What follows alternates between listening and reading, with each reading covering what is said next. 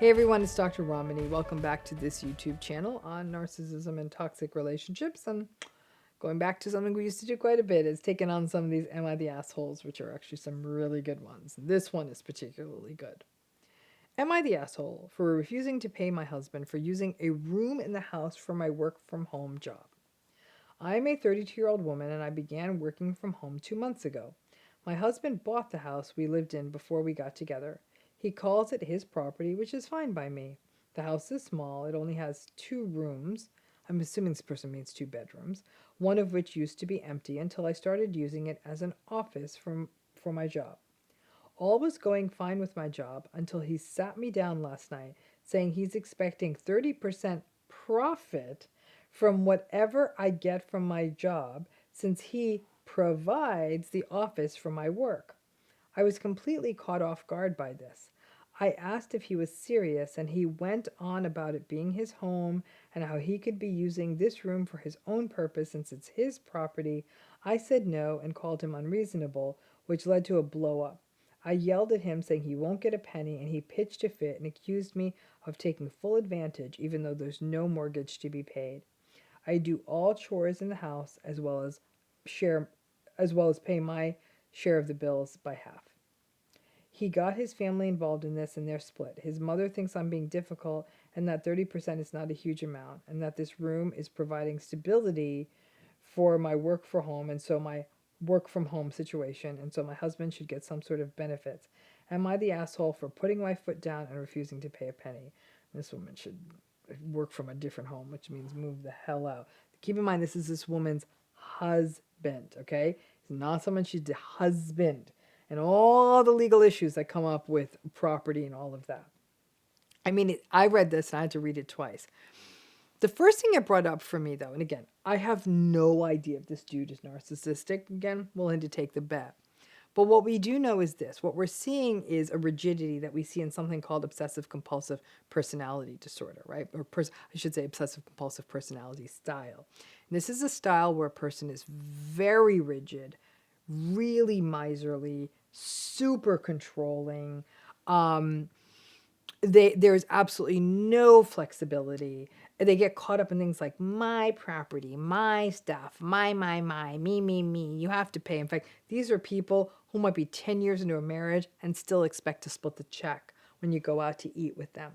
So this idea of a person being like this, and we can often see that this obsessive compulsive personality style can overlap with narcissistic personality styles. That's when you get that self-righteous kind of really, really rigid, controlling, again, financially super controlling kind of personality style.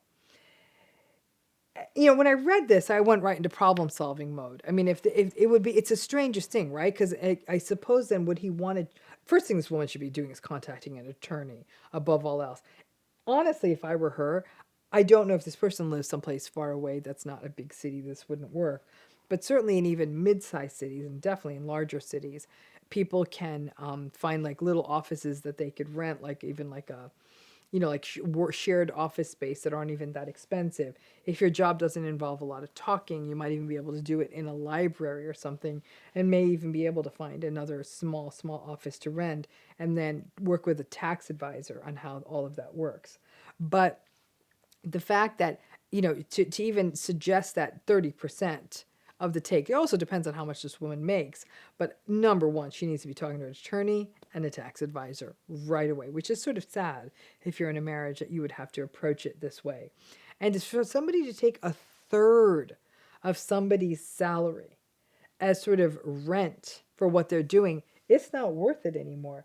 If I were her, the other thing I would be doing is asking your employer, can I come back into the office?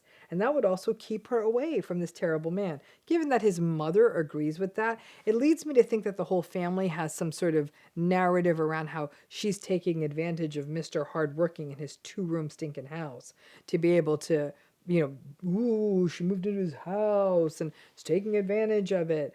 And so it is, to me, this is this is the kind of thing, though, where this level of what will easily devolve into financial abuse.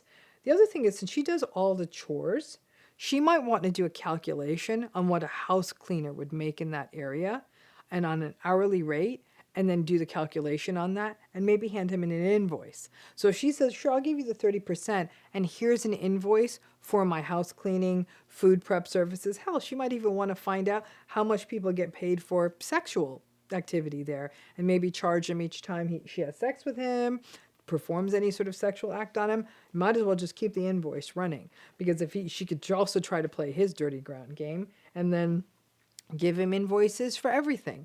And then maybe it'll kind of work out as a dead heat.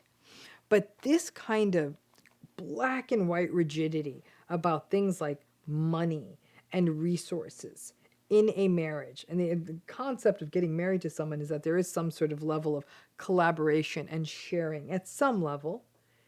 And it's certainly a room that's not being used and is now being used. So she's not putting wear and tear on a car. She's not spending money on gas. She's in the house to receive deliveries or anything like that. That there's even an added service to that, that he's not able to see that. This is never going to be a healthy relationship. And so it's painful to have to realize, like, and sometimes these stresses come into relationships as real lessons, but this kind of rigidity is something we do see in toxic relationships, especially those with this obsessive compulsive personality flair. It's very rigid, miserly, controlling style. It really does sound like this relationship, if it's not already very controlling, is on its way to become so. And so either get back in the office or start giving this dude invoices, because if he's going to invoice you for something like that, there ain't no reason you can't invoice him for your skills and your time. So I feel really sad for this woman. I know a lot of folks who've been in toxic relationships have found themselves in these really controlled and controlling situations where everything comes down to the last penny. I've worked clinically with folks like this, and it is brutal. It feels fully transactional, and that's really what this relationship has devolved into. That's not a marriage, that's a landlord. Thanks again.